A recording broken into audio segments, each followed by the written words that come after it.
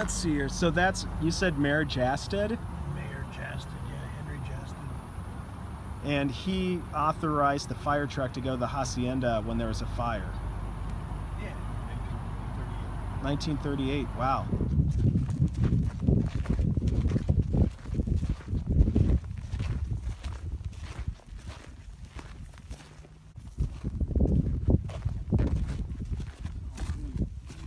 That's a relative.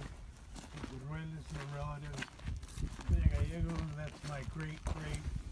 Antonio Casimiro, my grandmother's grandparents.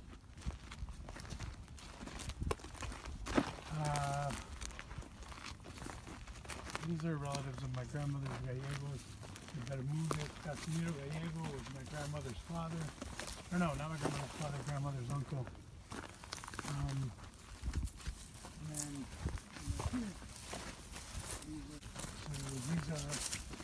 This is that guy I was telling you shot himself right here. That's him. He shot himself right over here by our little riverbed. This is my great grandfather, the first Mauro. And this is his wife, my grandfather. Remember on 10th I told you where my grandfather used to live? That's his mom, who he said he saw her eye open and close in the coffin. Because they would do the viewings at home. That was his mom. She died when he was 7 years old. That's Juana Altamirano. She's the one that's related to, goes back to her family, goes back to the Presidio. Because they stopped in the mid-'80s, they stopped allowing non-natives to be buried here. Which is crazy, because we're all here. But there's some like abandoned, falling apart ones out here that are not, just some really neat ones too. Again, there's a really good, and the whole book is really good, by James Griffith, where he talks about Baroque architecture, and he talks about how a lot of these grave sites, and what's great about cemeteries like these is you have so much, there's so much going on, and the Baroque is even visible and present in how the graves are set up, and how the headstones are set up, and how the little temples they used. Sentinel Peak was what Tucson's named after.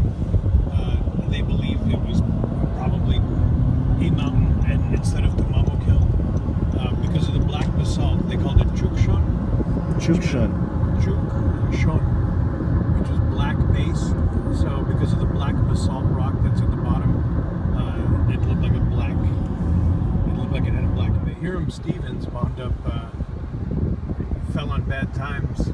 I think he'd run for governor and didn't win, but he wound up deciding he was going to kill his wife and himself, and so he shot her in the head and then shot himself in the head, but she was wearing a tortoise shell, No way. Yeah, a little hair protector thing, a little like thing in her head, and the bullet bounced off. She woke up and her husband was there dead.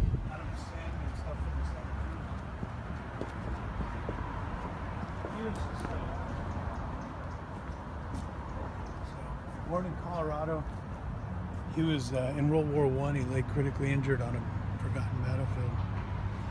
He vowed that if he survived, he'd dedicate the remainder of his life to sculpturing religious statues.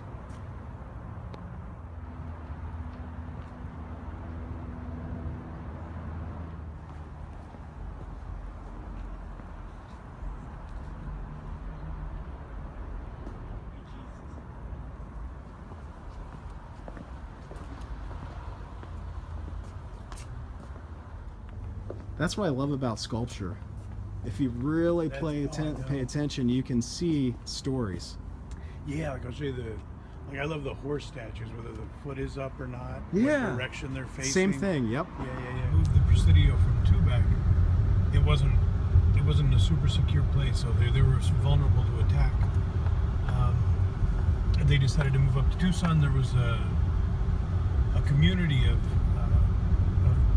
Tohono O'odham that had lived here for hundreds of years, and they were friendlies. There was already established community.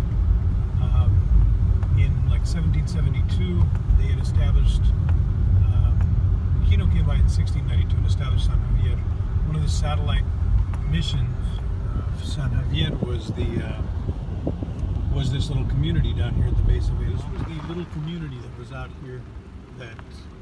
This was the little pueblito that they called it. They called it the pueblito, the little town. There's probably about 500 inhabitants out here in this place. And then the two-story building that they wound up knocking, that wound up, and up until 1970s, was pieces of it were still there. Presidio over here in the way background.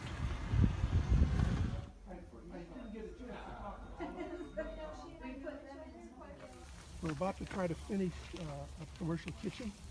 Oh wow, really? So we can harvest and cook and present food and Oh, kind of neat. farm to table stuff. So, and then Laura from Marana just came by, and she's sending folks here from some other resorts. So yeah, we've become quite a destination for tours. So and one of our temporary nursery, we have a pruning and propagation program that takes cuttings from our heritage trees and produces replicas, because that's what makes them heritage. They're not produced from seeds where you get hybridization. Right. They're produced from cuttings which create clones. So the same DNA that was brought over by the missionaries in those trees is what we're growing here, because they're grown from cuttings. They don't evolve.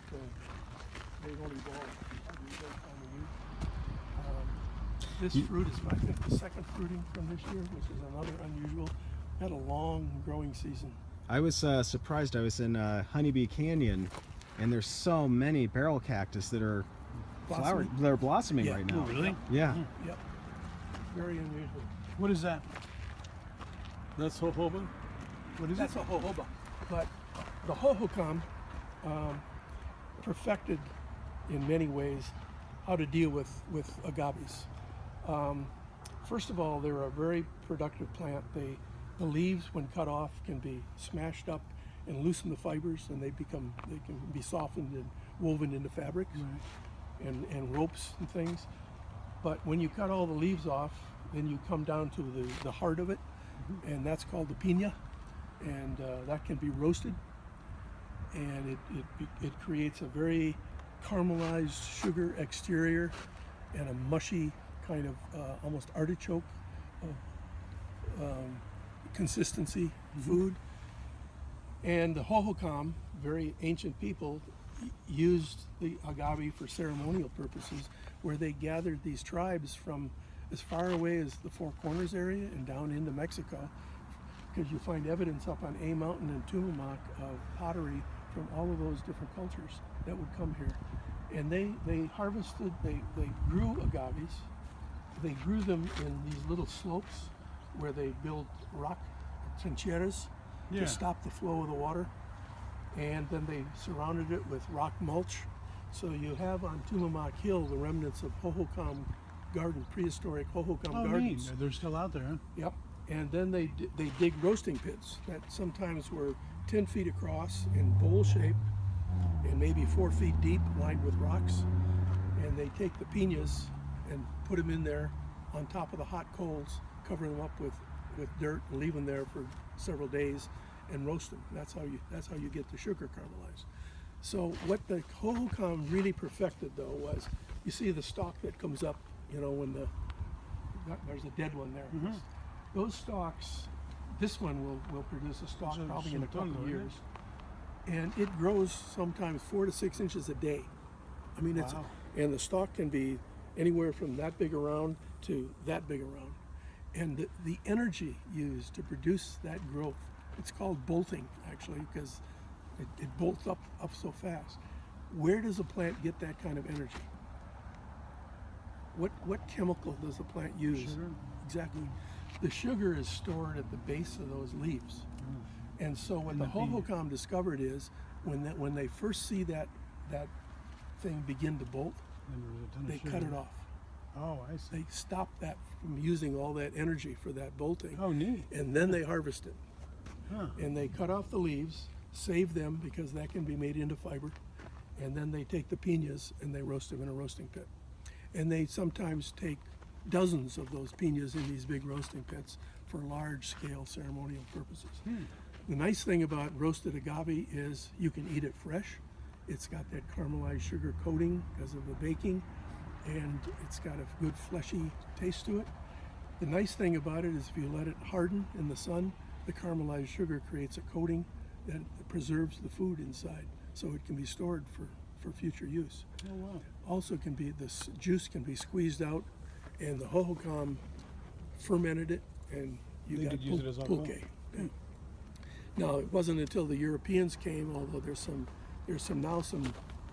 controversy about that, some new evidence that there may have been pre-Columbian distillation happening, but mainly the folks here used the fermentation. But out of the distillation, you can get then the sotol from a certain variety, the mezcal, the tequila, all of those distilled beverages. This is more of a Mexican style roasting pit.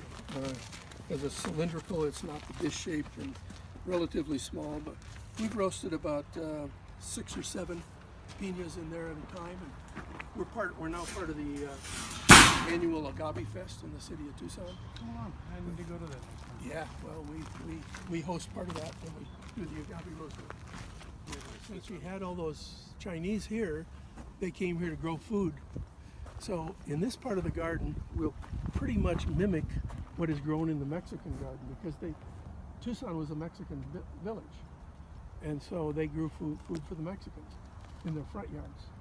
In their backyards, they grew the stuff for themselves. Oh, really? Yeah. Oh, I didn't know that. So the That's neat. Chinese will be 2 different kinds of gardens there. This is a long bean, Chinese long bean. They're past their prime now, but they have some good. Here it is. That's a Chinese long bean. Oh wow. Oh, wow, with like a green bean? Yeah. But then he says that they would take that water and mix it with their coffee, so they got a lemony coffee. And That's it was cool. really, really good. Yeah, I want to try it. That's he says, cool. the guy I worked with told me he'll show me how to do it. Chinese also grew loofah. And loofah is edible when it's young, but you know what it turns into? It's those scrubbing. Loofah? A loofah. Is that really what that is? Yeah. I that's thought what a it is. loofah was like a sea animal. No, a loofah I is thought it was like a sponge. Yeah, no, it looks Oh, exactly wow. like it. Yeah, a loofah grows. I had no idea. Did you know that? I did not. Huh. So our mission is to completely recreate the Tucson Origin Heritage Park. The things that comprise the park are the Mission Garden, the Mission Complex, the Carrillo House, and Tucson, the native village. You really going to be redoing the Yeah. Carrillo house too? Yep. Oh, neat. Rio Nuevo owns the property, and they have publicly committed that they're going to build the Carrillo And there's House. enough documentation to rebuild the house? We actually have construction-ready plans for the Carrillo House. And they're accurate to what it was. And we have construction-ready plans for the convento, the chapel, and the granary. The convento too. Yep. Built through all the two-story. Yep. That's amazing. Yeah. But that's going to take, Millions of dollars. probably $13 to $15 million now. Wow, that is so neat. That would be amazing. We kind of mistakenly pride ourselves on being the best kept secret in Tucson. We got to get rid of the secret. We've got to introduce more people to the garden. We have an enormous group of people that know about the garden and have fallen in love with it. What we are not good at is getting to our outside public and Marketing. educating them that don't know anything about this. If you ever are out here when we're not open, give me a call, because I live a quarter of a mile from here. Oh, really? And in the Mercado. So Oh, okay. yeah, so I'm happy to give tours anytime, Oh, that's amazing. That's awesome. because we are making an arrangements for a mission tour next spring with Peter. Oh, okay, great. We have an outreach coordinator, Dina Cowan, who is Jesus Garcia's partner, and she's in contact with Peter, setting up the tour. So, Are you doing anything with Visit Tucson? well, we Visit Tucson gets contacted by all the foreign journalists that come into town, looking at the city of gastronomy, and whenever they come into town, we give those journalists a tour. So we've had people from good. So you have- Australia, Wonderful. and England, and Germany, and Japan. Yeah, You probably we work did the closely with reaction- Felipe. Pardon? Felipe Garcia. Yes. Yeah, we did a UNESCO dinner where we had people from Ensenada in, and Yeah. right after they got the designation, Yep. and they did a real nice dinner for them there at Hacienda. That's great. Thank you What are very doing much. up there? What were your full names again? Scott Whitley. Scott Whitley, Roger Pfeiffer. Roger Pfeiffer. Right. Thank you, gentlemen, so much. Thank you. That It was a great. pleasure meeting you. We'll be in touch. Thanks for coming by. This is my great uncle. I'm related to them as well somehow. This is Atanasio Santa Cruz, the one who was shot in the head by Hiram Stevens.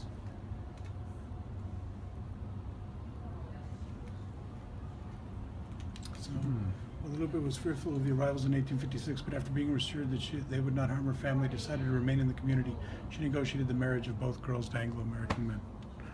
So, yeah, they both wound up marrying. She was like 11 years old when he married her. This would have been like a sahuan. So this is an example of a sahuan that would go through. You'd have this opening. This was a really common feature in most houses. So, and then on one side you had the bedroom, and on the other side you had the kitchen. They used it for bathrooms. There's 4 of these cannons. They were 4-pound cannons. They had them here at the Presidio. These were the ones that they were able to actually, it wasn't exactly like this one. It was very close to what this one is, about the same size. But this is what in 1782, this is what they were able to actually repel and scare away the Apache attack with. And supposedly from here, if you fired one off from the southwest corner of the Presidio, because there was 2 turrets, then there was 2 in each turret, we think. If you fired one off from that end, you could hit across the river. Oh, So wow. you could go almost a little, maybe close to a mile. What the Spaniards didn't know when they got here, I was telling you earlier, was that they were building on top of an old civilization or of an old community. So this is archaeological remnants of an old Hohokam pit house. Oh, wow. It's So, and extant. There's about 5 of them in here that they've covered back up that they found when they were doing the digs here. If you look closely, you see on the ground here they have these lines in concrete. That's the original wall. They found the foundation, Oh, wow. and so they did the recreation, but they didn't put it right on top of the original. So these are the originals, and if you look down here, you can still see this is all foundational brick. Mm-hmm. And they basically built right on top, without knowing it. They built on top of a community that had been here about 400 years before them. And the Papagos, who nobody really knows if the Tohono who came later, nobody really knows if they're ancestors, if they drove them out, if they just came in after them, if they lived with them. Nobody knows for sure what happened or why they went away. The Hohokam means in the Pima language, it means the disappeared ones. The two-back Presidio, this gives you a neat idea of how the Presidio line that Hugo O'Connor established. So you see, it was a real smart thing. They were trying to put them about every 500 miles apart, all the way across the border, all the way across from sea to sea, from water to water, Gulf of California, all the way to the Gulf of Mexico. They were trying to make them about 500 miles apart. The reason for that was so that it was only about a half-day ride for each of them to meet up if they needed to. So you're only about 1 full day away from the next fort, and you're only about half a day away if you guys need to meet up for something. So if they needed to support each other, or if there was a big attack, there'd be enough to be able to augment each other. Great. So, and that's what Tucson was part of, one of those moves to bolster.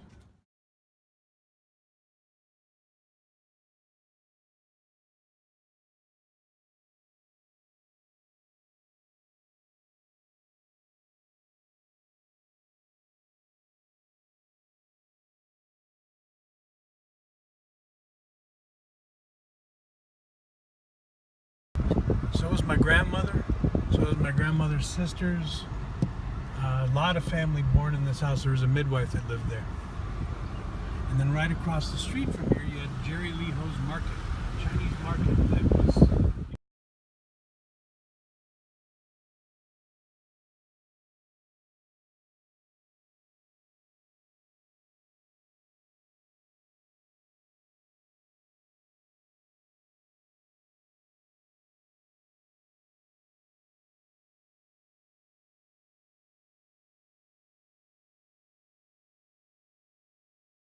But houses that have porches and are a little more recessed. Mhm. That's American.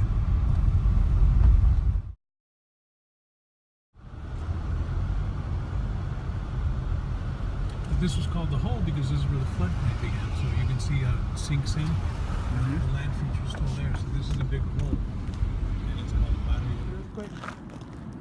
There was a natural spring that Spaniards used to stop here and get water for their horses, and they would actually. It was an El Ojito Springs. So water used to come up naturally. After the earthquake in 1887, it stopped, but this place used to be water. Simpson's Baths, established near El Ojito, Little Ice Springs. In 25 cents, citizens could avoid the toilsome work of fetching water from the river. Yeah, so people come over here and bathe. Earthquake, 1887. Supplied soldiers in the Presidio before wells were dug within the fort. People would go to the spring and gather water and wash their clothes. Guards were often necessary to protect people from the Apache. So here's Carrillo Gardens, where we're talking about how he had that hotel and all that, and there's actually a brothel in it too. But that was right over just behind here. It was a whole big lake.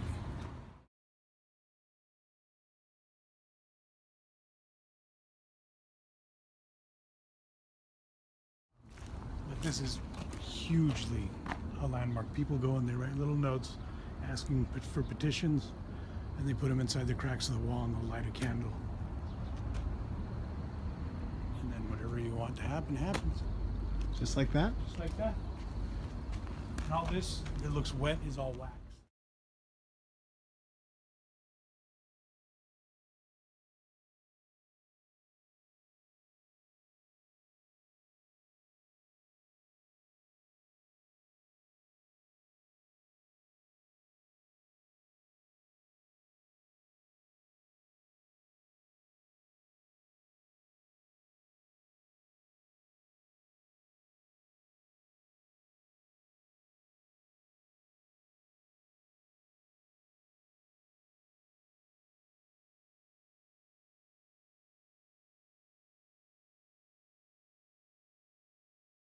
So this is where Hiram Stevens shot his wife.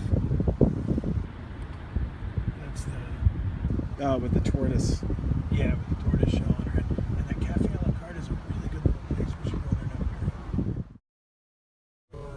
From remember we saw his grave right now? Uh-huh. That's his house. That's his house. Pretty cool because of all these little things right here. There's one that's upside down. It's right there. Oh, yeah. 1890. They built a boarding house here, and it lasted until I think 1954. They knocked it down, maybe even later. But these are remnants of it. You look at that same rock that I was telling you about. That's only mountain rock. So this little trench represents in the Presidio. They would go and they would dig out at the base of the walls. They would dig out a little trench about 2 feet wide and about 9 feet wide, and about 2 feet deep. It gave more perceived depth to the wall. It drew water away from the base of it, so you wouldn't have to maintain when it rained. It wouldn't damage as much the bricks, and it created a little bit of a moat. Turned out, a lot of times it wound up being a place where, like on this side, probably is where they tossed their sewage. My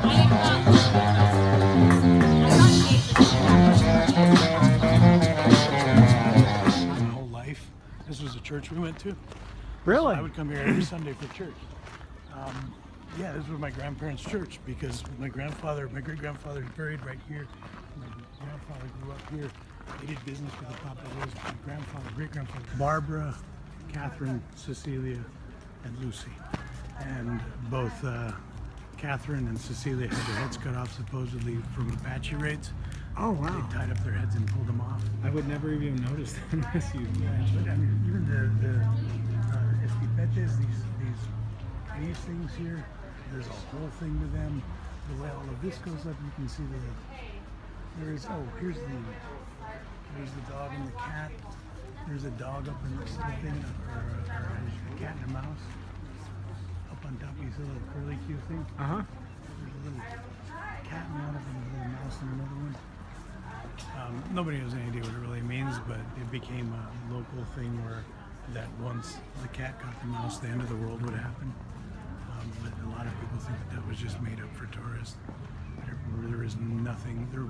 But that's the one thing that this guy James Griffith writes, is that that's what's great about the Baroque architecture, is its ambiguity. You have no idea why some of the things are there.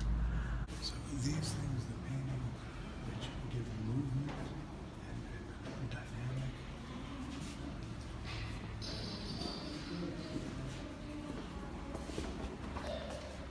The false door to offset to give balance, because there's a door over here, there's none over here, there's the door.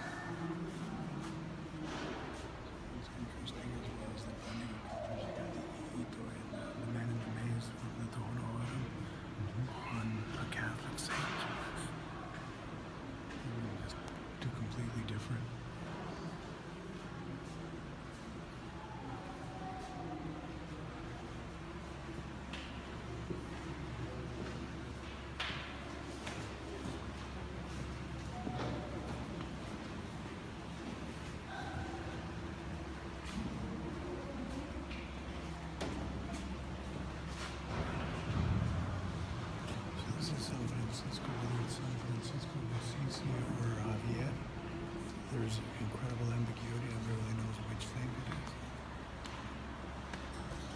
And supposedly, according to legend, people come and they put little pins on them or notes with an ailment, like a leg or an arm. If you're having trouble with your leg or arm, you put it on, you pin a little finger, and if you can touch his head and lift it, you're pure of heart. You're not, if you can't lift his head, suppose if you can't lift his head, you're a bad person.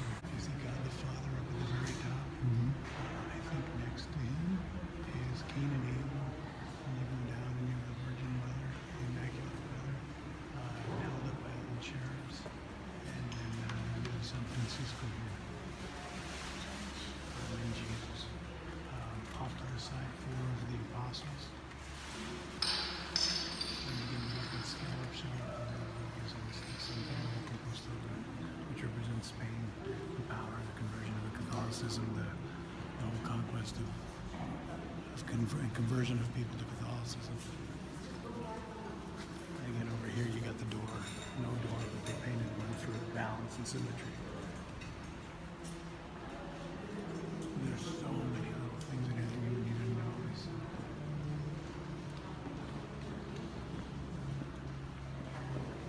Normally San Francisco sits in there.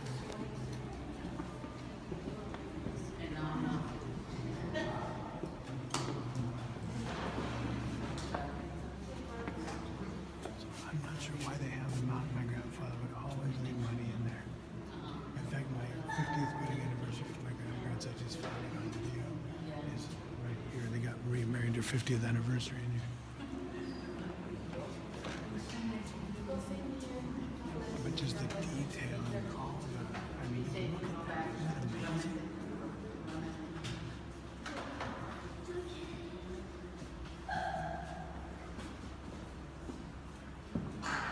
This Last Supper, I love this Last Supper because in the middle of the hall right over here you have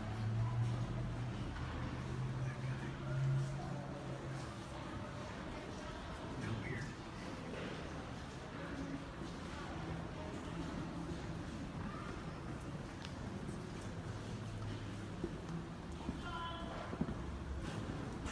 And just like all the mission churches sit on a cruciform, so it's a cross in here.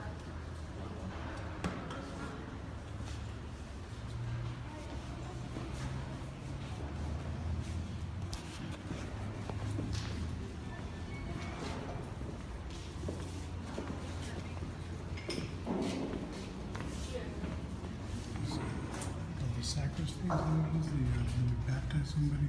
Baptistry, what is it? Oh, I don't know. Yeah. I'm a-religious. I'm a retired Catholic. My communion.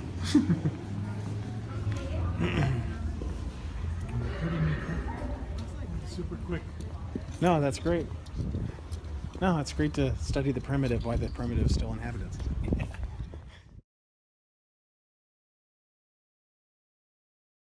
Makes a Sonoran enchilada a Sonoran enchilada.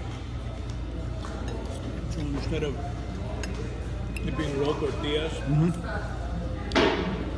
this is the masa, what you make tortillas out of. You take it, you make them into small patties, and usually deep fry them, cook them in your bread, in a little sauce and olives and onions on them. I saw the olives on there. Yeah, It's pretty nice.